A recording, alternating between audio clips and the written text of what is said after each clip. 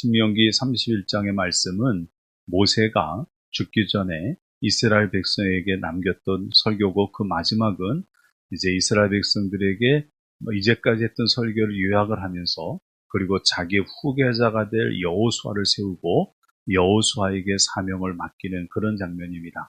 그때 하나님께서 모세를 통하여서 여호수아에게 약속하시는 말씀들이 있습니다.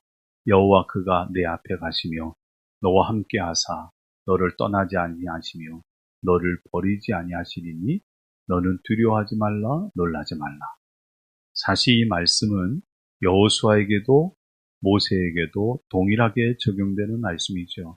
모세가 하나님의 부름을 받았을 때 그는 두렵고 떨렸습니다. 그래서 몇 번씩이나 거절을 하죠. 그러나 하나님의 뜻에 순종하여서 40년 광야길을 걷고 나서 그의 후계자 여호수아에게 이 사명을 넘겨줄 때 모세는 하나님께 부름을 받았던 그때를 생각하며 여호수아에게 동일한 말씀으로 권면합니다. 하나님께서 너보다 앞서가실 거다. 하나님이 너와 함께 하실 거고 너를 떠나지 아니할 거다. 그러니 너는 두려워하지 말고 놀라지 말아라. 그렇게 얘기를 하죠. 모세에게도 여호수아에게도 사명 감당하는 사람에게 필요한 것은 담대함입니다. 자신감이죠. 어떤 일을 할 때 두려워하는 마음보다 담대한 마음이 필요할 때가 있습니다. 두려워하는 마음, 염려하는 마음이 아니고 자신감이 넘치는 마음 갖고 시작해야 될 일이 있죠. 담대함을 가지고 자신감을 가지고 시작해도 어려운 일을 처음부터 두렵고 떨리는 마음으로 시작하면 더 안 되는 경우도 많이 있습니다. 그러나 세상 일이라는 것이 언제나 그런 것만은 아닙니다. 때로는요, 어떤 일은 자신감이 너무 넘쳐서 그것이 문제가 되는 때도 있죠. 한 청년이 있었습니다. 이 청년은 한 30대 초반 정도 됐는데 청년은 자신감이 넘치는 사람이었습니다. 대단한 확신을 가지고 있었습니다. 그는 그의 가문이 좋은 집안이었어요. 그래서 세상에 무엇 하나 부러울 것이 없는, 오히려 세상 사람들이 그의 집안을 부러워할 정도로 좋은 집안에서 태어나고 자랐습니다. 집안이 좋으니 공부도 좋은 곳에서 했겠죠. 많이 공부했습니다. 좋은 스승 밑에서 공부했습니다. 그러면서 사회적으로도 굉장히 유력한 사람이 됐습니다. 젊은 나이인데도 불구하고 이미 지도자 반열에 오르게 되었죠. 이 사람의 이름은요, 사울이라는 사람입니다. 이 사람은 자신감이 넘쳤습니다. 자기는 율법에 대해서 완전하다라고 믿었습니다. 그리고 율법이 진리이기 때문에 율법에 어긋난 그리스도를 전하는 기독교인들은 잘못했다고 생각했습니다. 그건 하나님을 모독하는 거라고 생각했죠. 그래서 이 확신에 넘쳤던 사도 바울은 자신감 있게 아주 담대하게 기독교인들을 핍박하기 시작합니다. 많은 사람을 잡아오고 많은 사람을 때리고 심지어는 죽이기까지 합니다. 그러다가 그가 다메섹에서 예수님을 만나죠. 다메섹에 갈 때도 예수 믿는 사람을 잡아오려고 하다가 거기서 예수님을 만납니다. 예수님을 만났던 그 사건은 사도 바울에게 엄청난 충격을 가져다 줍니다. 자기가 이제까지 옳다고 믿었던 것이 하나같이 잘못됐음을 깨닫게 되죠.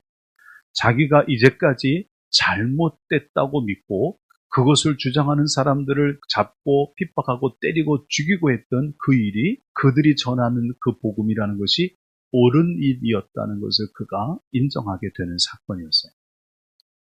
그가 이제까지 옳다라는 것이 옳지 않은 잘못된 것이라는 것을 깨달을 때 그의 30년 인생을 버텨왔던 인생의 터전이 허물어지기 시작한 거죠. 그를 견고하게 붙들고 있던 기반이 사라지기 시작한 겁니다. 그리고 그는 새로운 진리 앞에 눈을 뜨기 시작을 합니다. 그 뒤에 바울은 어떻게 됐을까요? 사도 바울은 그 이후에 10년 동안 공백 기간을 갔습니다. 최소 10년. 3년 정도는 아라비아에 갔다가 또 그 다음에는 다소에도 갔다가 그 다음에는 예루살렘으로 올라왔다가 왔다 갔다 하면서도 그가 복음을 전하는 일에 적극적으로 나서지는 않았습니다. 10년 세월 동안 그는 기도하면서 하나님에 대해서 더 알아가는 시간을 갖습니다. 예수 그리스도에 대해서 더 알아가는 시간을 갖죠. 하나님의 섭리와 계획에 대해서 더 깊이 있게 깨닫는 시간을 갖습니다. 많이 기도했을 겁니다. 많이 훈련받았겠죠. 많이 묵상했을 거예요. 그러다가 그가 드디어 10여 년의 세월이 지나고 나서 복음 전도자로 나서기 시작을 했습니다. 그게 1차 복음 전도여행이었습니다. 1차 전도여행을 할 때 사도 바울은요, 복음을 전하는 자로서도 자신감이 있었던 것 같아요. 굉장히 열정적으로 복음을 전합니다. 굉장히 담대하게 복음을 전합니다. 이 사도 바울이라는 사람은요, 예수를 핍박할 때도 그렇지만 예수를 전할 때도 두려움이라는 것이 없는 것 같아요. 1차 복음 전도여행을 하다가 가는 곳마다 핍박을 당합니다. 그래도 멈추지 않습니다. 심지어는요, 한 성에 가서는 복음 전하다가 사람들이 그 소리 듣기 싫다고 사도 바울에게 몰려와서 돌을 갖다가 던지기 시작했어요. 그 돌에 맞아서 사도 바울이 기절합니다. 축 늘어졌어요. 온몸이 피가 났습니다. 그 때리던 사람들이 이 사람 죽었나 보다. 그리고 이 사람을 성 밖으로 내칩니다. 그 바울이 돌에 맞아서 죽은 사람처럼 돼서 성 밖에 던져진 적도 있었습니다. 그 정도가 되면 무서워야 되는 것 정상 아닙니까? 그 정도가 되면 복음 전하기가 두려워되지 않습니까? 아닙니다. 그래도 또 담대하게 복음을 전하러 다닙니다. 이게 1차 복음 전도여행이었어요. 그렇게 복음을 전할 수 있었던 것은 전하는 곳에서 하나님의 역사들이 나타나고 믿는 자가 생겨나고 교회가 세워졌기 때문이죠. 그러니 자기가 하는 일이 맞다라는 자신감이 있었던 것 같아요. 그래서 1차 복음 전도여행 끝나고 전도 보고를 하고 나서 채 1년이 맞아 가기도 전에 다시 그가 또 복음 전도하는 일에 나섭니다. 2차 전도여행이죠. 자기가 첫 번째 갔던 지역을 다 돌아보고 복음을 전하러 가는데 이상한 일이 벌어집니다. 그렇게 자신감 있는 사도 바울의 복음 전도의 길이 막히기 시작합니다. 자기가 아무리 애써도 열리지가 않습니다. 왜 이러지 그러는데 어느 날 하나님께서 꿈을 통해서 환상 중에 마게도냐로 건너가야 되는 그 비전을 보여주셔서 이제 아시아에서 유럽으로 건너가고 나서 빌립보라는 곳으로 갑니다. 근데 빌립보에 도착하면서부터 또 하나님이 역사하기 시작을 하죠. 빌립보에 도착해서 자주장사 누디아를 만나서 그의 집을 처소로 삼고 예배 처소로 삼고 거기서 귀신 들린 아이를 고치고 그것 때문에 감옥에 갇혔다가 감옥의 간수의 가족들을 구원하고 이런 일들이 벌어지면서 복음 전파가 막 일어나기 시작을 했어요. 그리고 뒤에 데살로니가 갔다가 일주일 만에 베레아 쪽으로 내려와서 이렇게 이제 가면서 복음을 전하기 시작했어요. 유럽제 복음을 전하다가 베레아를 거쳐서 내려온 것이 아덴이라는 곳입니다. 아덴을 거치고 그 다음에 간 것이 고린도예요. 우리가 읽은 이 말씀이 바로 고린도 지역에 대한 말씀이에요. 그런데요, 바울이 이렇게 복음 전하는 일에는 담대하고 무서움이 없이 두려움이 없이 복음을 전했던 사람인데 특이하게 오늘 읽은 말씀에 바울이 전혀 다른 고백을 하고 있어요. 그럼 3절을 한번 같이 읽어볼까요? 3절 읽어보겠습니다. 내가 너희 가운데 거할 때 약하고 두려워하고 심히 떨었노라. 자, 바울이 이렇게 얘기합니다. 내가 너희 가운데, 즉 고린도에 있을 때 나는 너희들한테 복음을 전할 때 매우 약하고 또 두려움도 있었고 심히 떨었다. 그럼 바울이 복음 전할 때 이런 적이 없어요. 사람들이 자기를 죽이려고 해도 복음 전한 일을 두려워하지 않았어요. 담대하게 복음을 전하는데 이상하게 고린도에 와서는 지금 약한 모습을 보여줍니다. 나는 너희 가운데 거할 때 약하고 두려워하고 심히 떨었다. 왜 그랬을까요? 왜냐하면 바울이 고린도 오기 전에 실패를 했어요. 고린도 오기 전에 왔던 것이 아덴이라는 것입니다.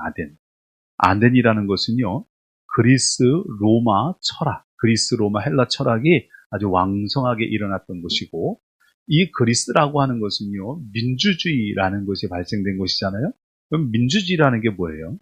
이거는요, 다수결의 원칙에 의해서 뭔가를 결정합니다. 민의에 따라서. 그러다 보니까 이 아테네 같은 이 아덴이라는 도시는요, 누군가에게 자기가 옳다는 것을 설명하고 사람들을 설득해야 되니까 흔히 말하는 말 잘하는 법을 가르쳤어요. 말 잘하는 법. 이게 수사학입니다. 말을 그럴싸하게 꾸며서 설득력 있게 말하는 이 방법을 그 도시에서는 가르쳤어요. 그리고 어떤 문제가 발생되면 말을 잘하는 사람을 자기를 대변자로 세워서, 지금으로 하면 변호사 같은 거죠. 세워서 자기가 옳다라는 것을 주장하는 일을 해서 자기에게 유익한 쪽으로 결론을 내려고 했어요. 그래서 심지어는 이 수사학이 발전하다 보니까 어떤 경우에는요, 옳지 않은 일, 잘못된 일도 말로 근사하게 꾸며서 사람들을 현혹시켜서 그 일을 옳게 바꾸는 말하는 방법도 가르친 그런 경우가 있다고 해요. 수사학입니다. 거기서 말씀을 전하게 됐습니다, 바울이. 그런데 가보니까 이 아덴이란 도시가 온통 우상숭배예요.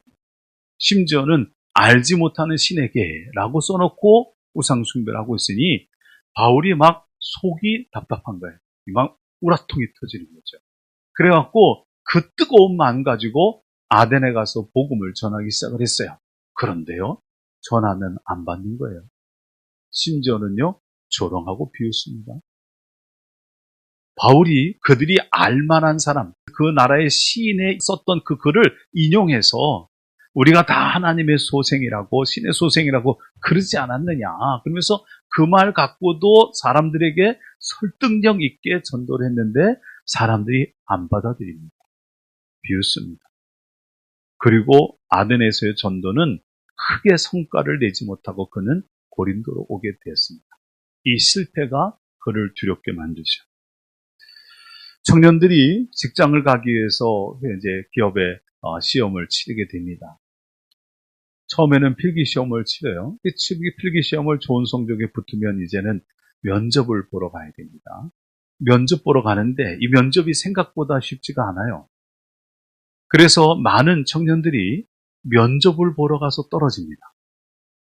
무슨 말을 해야 될지, 어떻게 해야 될지, 도대체 무슨 말을 듣기를 원하는지 모르니까 대답을 제대로 못하고 나오는 거죠. 그런데 요즘 취업하기가 너무 힘들다 보니까 이 면접을 한 번만 떨어지지 않고요, 여러 번 떨어지는 청년이 있어요.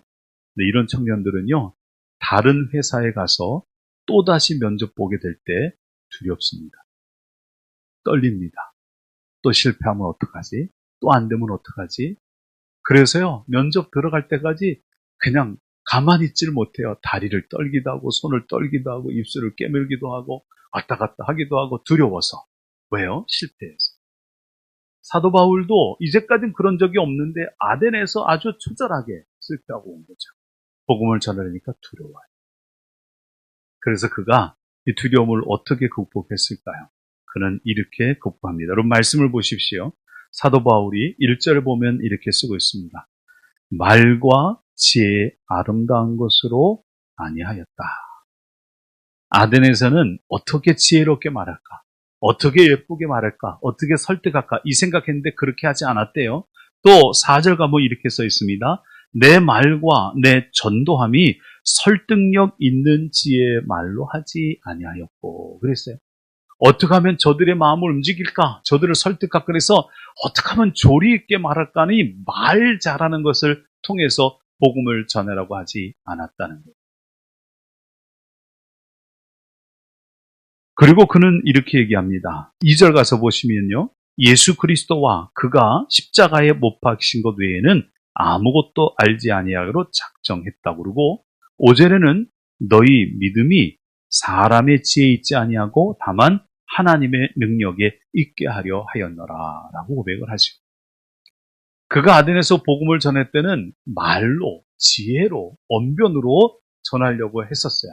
그러나 솔직히 바울이 말하는 것을 가지고는 아덴 사람들을 이길 수가 없었습니다. 그는 이렇게 나중에 고백합니다. 고린도후서 11장 6절에 보니까 내가 말에는 능하지 못할지라도 지식에는 그렇지 아니하니. 자기 스스로도 자기 말이 훌륭하지 못하는 것을 인정했어요. 대적자들은 또 이렇게 얘기합니다. 그는 편지는 무겁고 강하지만 실제로 만나보면 그는 약하고 그의 말은 시시하다. 사람들이 말이 시시하다고 얘기하는 것은 그 당시에 아덴 같은 곳, 고린도 같은 곳에 수사하게 많이 달려있는 사람 입장에서 보면 이게 좀 말이 안 되는 얘기를 하고 있다는 거거든요. 그래서 바울은 자신감이 없었죠. 두려웠어요. 그래서 그가 택한 것은 그래, 그러면 말을 버리자. 그러면 내가 지혜를 버리자. 그럼 뭘 붙잡을까? 그저 예수 그리스도의 십자가만 전하자. 그래서 다른 말 다 빼놓고 예수님의 십자가가 왜 이 땅에 있어야 됐고, 예수님 왜 이 땅에 오셨고, 왜 우리를 위하여 십자가에 못 박혀 죽으셨는지 그것만, 복음의 진수만 전하기 시작을 했다라는 거예요. 그런데 그렇게 전하니까 성령의 능력이 나타나더라. 그렇게 전하니까 하나님이 역사하더라. 그래서 그는 깨닫게 되죠. 아, 내가 누군가를 믿음을 갖게 만든다는 것이 내가 설득해서 되는 일이 아니구나. 내가 누군가에게 믿음을 갖게 만드는 것이 내가 말을 잘해서 되는 게 아니고 이게 성령이 하셔야 되는 거구나 하는 것을 깨닫게 된 거예요. 그는 자기의 언변과 자기의 지식과 자기가 가지고 있는 자랑할 것을 의지하던 그 모습을 버리고 오직 십자가만 붙더니 그 다음부터 하나님이 역사하기 시작하더라라는 거죠. 제가 나온 학교가 감리교 신학대학입니다. 감리교 신학대학은 영어로 메소디스트 시올로지컬 세미너리 이렇게 부릅니다. 앞글자를 따면요 MTS입니다. 그래서 감리교 신학대학을 우리 학생들이 MTS 불러요. 그런데 신학교를 들어가서 보니 정말 깜짝 놀랄 일이 벌어집니다. 신학생인데도요 말을 얼마나 잘하는지 저는 거기 끼지도 못하겠더라고요. 말을 너무너무 잘해요. 그러다 보니까 학생들 사이에 MTS라는 말을 다른 말로 바꿔서 부르기 시작했습니다. MTS, Methodist Theological Seminary가 아니라 마우스 트레이닝 스쿨. 말 잘하는 것을 훈련시키는 학교. 마우스 트레이닝 스쿨. 근데 이게 말이 되는 게 신학교 졸업한 사람들이요. 대개 두 길로 가요. 하나는요. 목사님 돼서 설교해요. 설교는 말을 잘해야 되죠. 또 하나는요. 공부해서 학사가 돼서 교수가 돼요. 교수도 말을 잘해야 돼요. 그러니까 마우스 트레이닝 스쿨이 되긴 해야 돼요. 그래서 말 잘하는 훈련을 시킨다는 거예요. 목회를 하면서 말 잘하는 게 얼마나 부러웠는지 몰라요. 설교 잘하는 게 얼마나 부러운지 몰라요. 설교 한 편 쓰려면 몇 날 며칠 고민해야 된 저는 어떻게 해야 되지 고민이 됐어요. 그러다가 세상에서 설교를 잘하는 목사님들을 알게 됐어요. 정말 우리나라 대표적인 복음주의 설교자들, 진짜 유창하게 설교를 잘하는 목사님들을 하나씩 만나게 됩니다. 그리고 그분들의 설교를 듣기 시작했습니다. 그분들의 책을 읽기 시작했습니다. 그렇게 구하기 어려운 그들의 녹음 테이프도 구해서 듣기 시작했어요. 요즘은 녹음 테이프가 없죠. 그러면서 야 부럽다, 말 잘한다, 진짜 설교 잘한다. 그러면서 설교를 듣고 배우기 시작을 했어요. 그러면서 제 설교도 조금씩 좋아지긴 했겠죠. 그런데 있잖아요. 설교를 하다 보니까 설교가 말 잘하는 거로 하는 게 아니더라고요.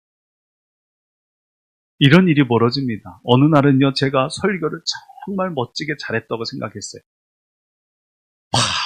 막 열을 내고 성을 내고 막 그리고 야, 이 설교는 잘했어 그러고 내려왔어요. 내려왔는데 아무도 은혜 받은 얼굴이 아니에요. 어떨 때는요, 설교를 제대로 어떻게 해야 되지 준비 못하고 막 고민하고 야, 오늘 설교를 제대로 할 수 있을까? 그러고 설교를 하고 내려오면 뜻밖에도 나갈 때 목사님 은혜 받았습니다. 그런 사람들이 있어요. 도대체 이게 설교를 어떻게 되나? 그런데 설교를 하면 할수록 알게 되죠. 설교는 내가 하는 게 아니구나.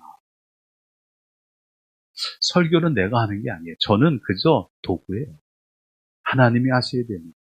그래서 가끔 그런 얘기를 듣습니다. 교회 처음 와서 설교를 들었는데 예배를 드렸는데 이런 마음이 들더라는 거죠. 조 목사님이 나를 어떻게 알고 설교를 해? 자기를 훤히 들여다보는 것 같더라는 거죠. 이건 누가 하는 걸까요? 성령님이 하시는 거예요. 그래서 목회하면서 제가 제일 많이 기도하는 게 하나가 있습니다. 하나님, 나는 아무것도 못합니다. 저는 할 수 있는 것이 아무것도 없습니다. 하나님 도와주십시오. 그리고 목회를 하고 있는데 아직도 설교하는 게 두렵고 자신감이 없습니다. 그러나 그렇게 기도하기 시작하니 내가 일하는 것이 아니고 제가 하는 것이 아니고 하나님이 일하게 되시는 줄로 믿습니다. 우리는 내가 가지고 있는 것으로 뭘 해야 된다고 자꾸만 생각을 합니다. 내가 가지고 있는 건강, 여러분 그거 얼마나 갈까요? 저도 한때는 꽤 건강했습니다. 그래도 축구를 꽤 찼거든요. 축구장에 가면 저는요 언제나 라이트윙, 레프트윙을 썼어요. 제일 많이 뛰는데 볼 한번 찔러주면 그것 잡으려고 축구라고 뜁니다. 근데 90분 잘 뛰고도 튼튼했거든요. 요즘은 90분은커녕 9분도 못 뜁니다. 건강 얼마나 갈까요? 얼마 못 가요. 재산 얼마나 갈까요? 그거 얼마 못 갑니다.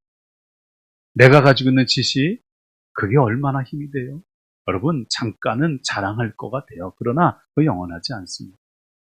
내가 붙들 건 하나님이에요. 내가 붙드는 건 예수님이고 내가 붙들어야 될 건 십자가인 줄로 믿습니다. 그게 아니면 아무것도 할 수 있는 것이 없어요. 저는 우리 교회 성가대를 참 좋아합니다.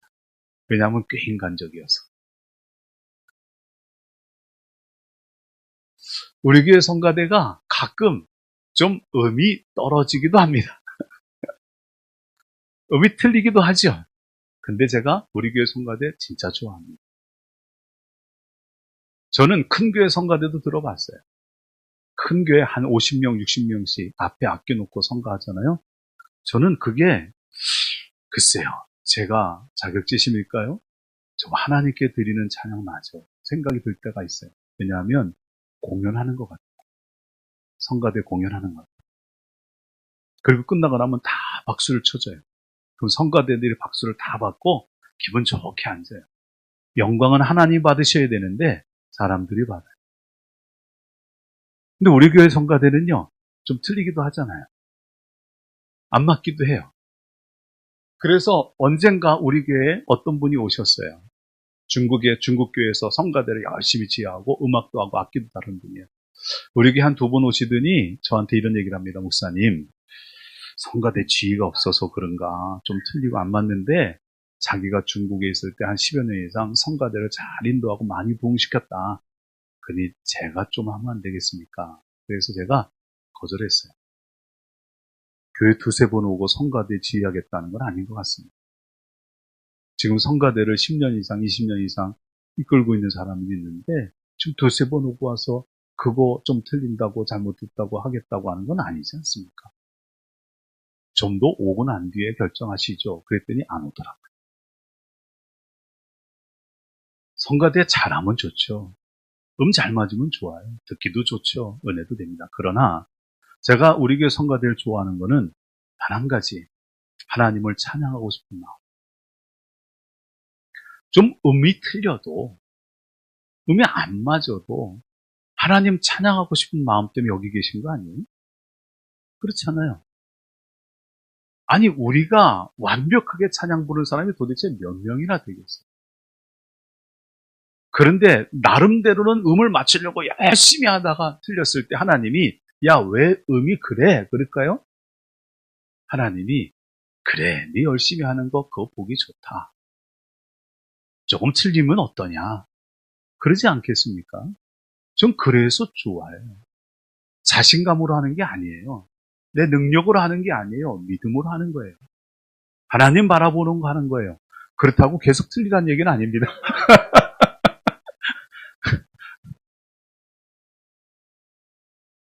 내가 하는 게 아니고 하나님이 하셔야 되거든요. 근데 우리는 자꾸만 내 것을 의지하려고 그래요. 내 힘을 의지하려고 그러고 내 능력을 의지하려고 그러고 내 지식을 의지하려고 그러고 내 방법을 의지하려고 그럽니다. 저도 그런 성격이 꽤 있어요.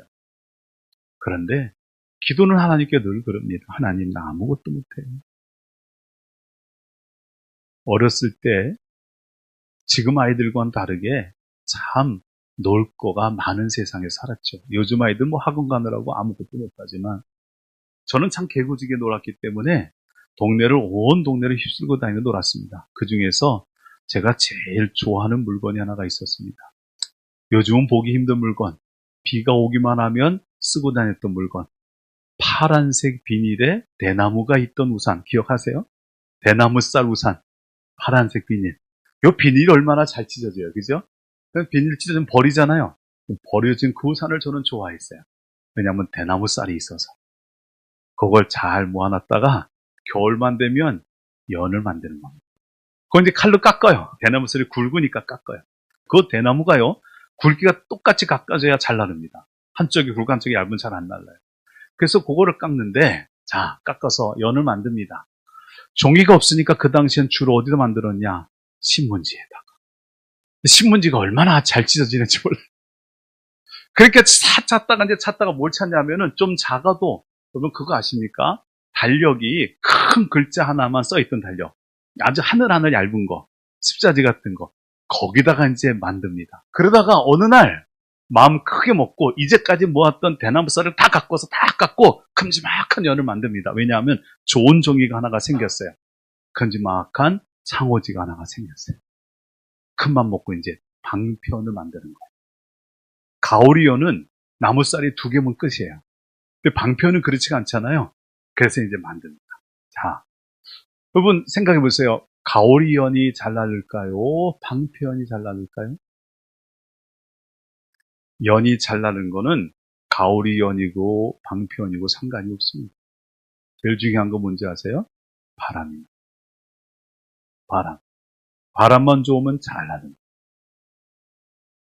연을 날리고 싶은데 바람이 안 불 때가 있어요. 그러면 이 연을 띄우고 싶으면 어떻게 할까요?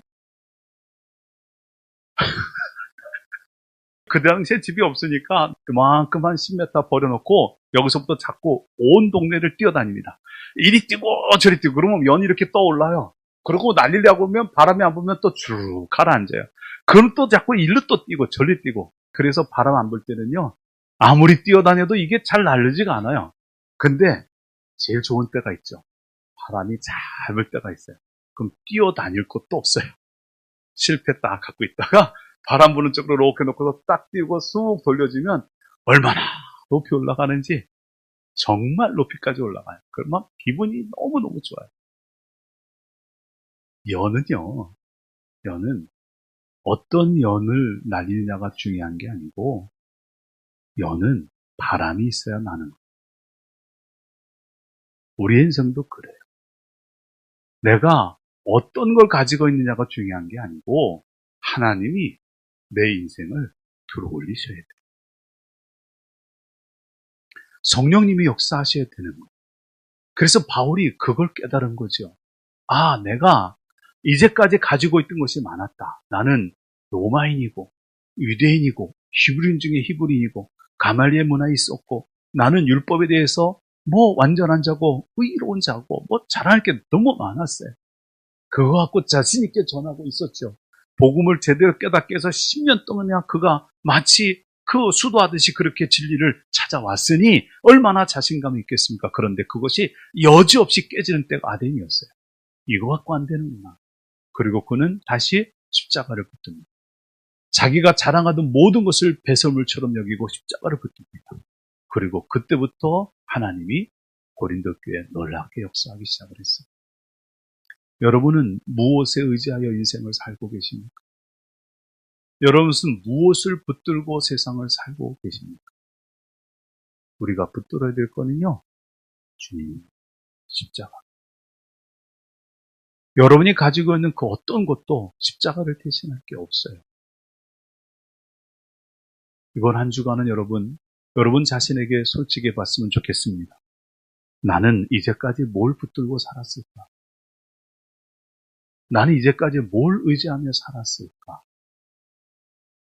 그거 의지하고 그거 붙들고 사는 동안 내가 너무 힘들고 너무 고단하게 살지는 않았는지, 내가 그거 붙들고 사는 동안, 그거 의지하고 사는 동안 내게서 십자가는 멀리 떨어져 있지는 않았는지 다시 한번 돌아보시고 사도 바울처럼 오직 십자가 앞에 다시 돌아오시는 여러분 되시기를 주님의 이름으로 축원을 드립니다.